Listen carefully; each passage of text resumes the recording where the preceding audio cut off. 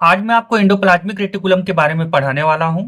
लेकिन सबसे इंपॉर्टेंट चीज ये है कि आप में से कई ऐसे स्टूडेंट्स होंगे जो rough endoplasmic, smooth endoplasmic reticulum, इनके बारे में तो आप जानते होंगे, लेकिन आपके लिए वीडियो और कारगर होगा क्योंकि यहाँ पर मैं एंडोप्लाज्मिक रेटिकुलम के कौन कौन से कंपोनेंट्स होते हैं, जो कि आप देख पा रहे हैं, सिस्टर्नी, वेसिकल और ट्यूब्यूल्स लिखा हुआ है। मैं इनके बारे में भी आपको बताऊंगा विथ डायग्राम, जो बेसिक स्तर पर आपको नॉलेज में होना चाहिए। तो इस वीडियो को आप आखिरी तक देखिए, आपको सारा कॉन्सेप्ट क्लियर हो जाएगा। सबसे पहले एंडोप्लाज्मिक रेटिकुलम होता क्या है, बस डायग्राम को देख लीजिए, आपको सब कुछ क्लियर हो जाएगा, कोई भी डाउट नहीं रह जाएगा। सबसे पहले यहाँ पे डायग्राम में आप देख पा रहे होंगे कि इस जगह पर ये क्या है, न्यूक्लियस है। न्यूक्लियस के बाहरी सरफेस पर ये जो स्ट्रक्चर आपको दिख रहा है बना हुआ, ये जो स्ट्रक्चर आपको दिखाई दे रहा है, इसे कहते हैं एंडोप्लाज्मिक रेटिकुलम। अब एंडोप्लाज्मिक रेटिकुलम में आप देखिए, इसके सरफेस पर कुछ डॉटेड डॉटेड हिस्सा आपको दिखाई दे रहा है।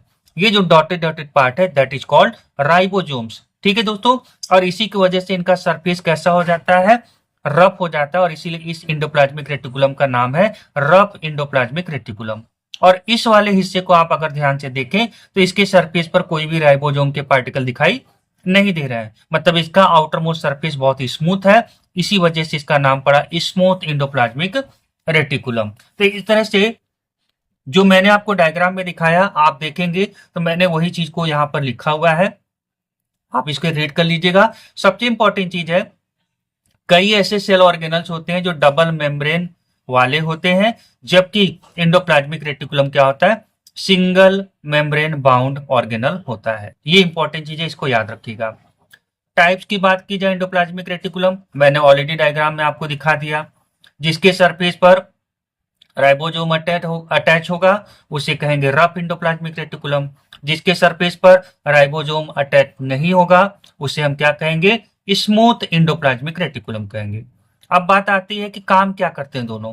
तो रफ एंडोप्लाज्मिक रेटिकुलम के सरफेस पर राइबोसोम अटैच है, और राइबोसोम का मेन काम है प्रोटीन सिंथेसिस करना। तो रफ एंडोप्लाज्मिक रेटिकुलम का भी मेन फंक्शन क्या है, प्रोटीन सिंथेसिस करने में हेल्प करना। जबकि स्मूथ एंडोप्लाज्मिक रेटिकुलम पे तो कुछ भी नहीं है, राइबोसोम तो नहीं है, तो ये काम क्या करेगा, तो ये काम क्या करता है, synthesis and storage of fats, जिसको लिपिड्स कहते हैं, इसको बनाने और इसको स्टोर करने में मदद करेगा।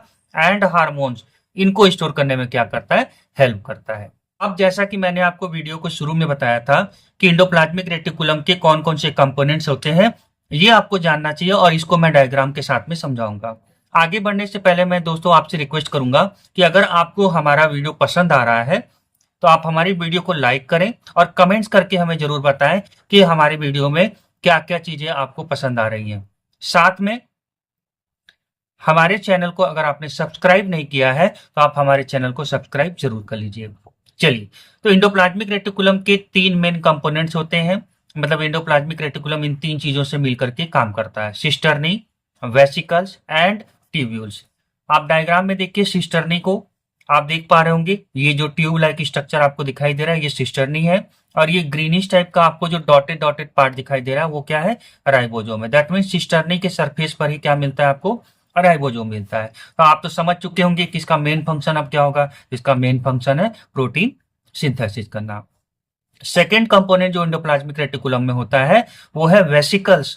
अब वेसिकल काम क्या करेगा, वेसिकल के सरफेस पर कोई भी राइबोसोम नहीं प्रेजेंट है। एक्चुअल में ये जो भी लिपिड बनता है या प्रोटीन बनता है, जो कि आपने देखा एंडोप्लाज्मिक रेटिकुलम के मेन फंक्शन में आता है, उनको अपने में कैरी करता है, अपने अंदर फिलअप करता है और उसको ट्रांसपोर्ट करने का काम करता है, एक जगह से दूसरे जगह लेकर के जाने का काम करता है।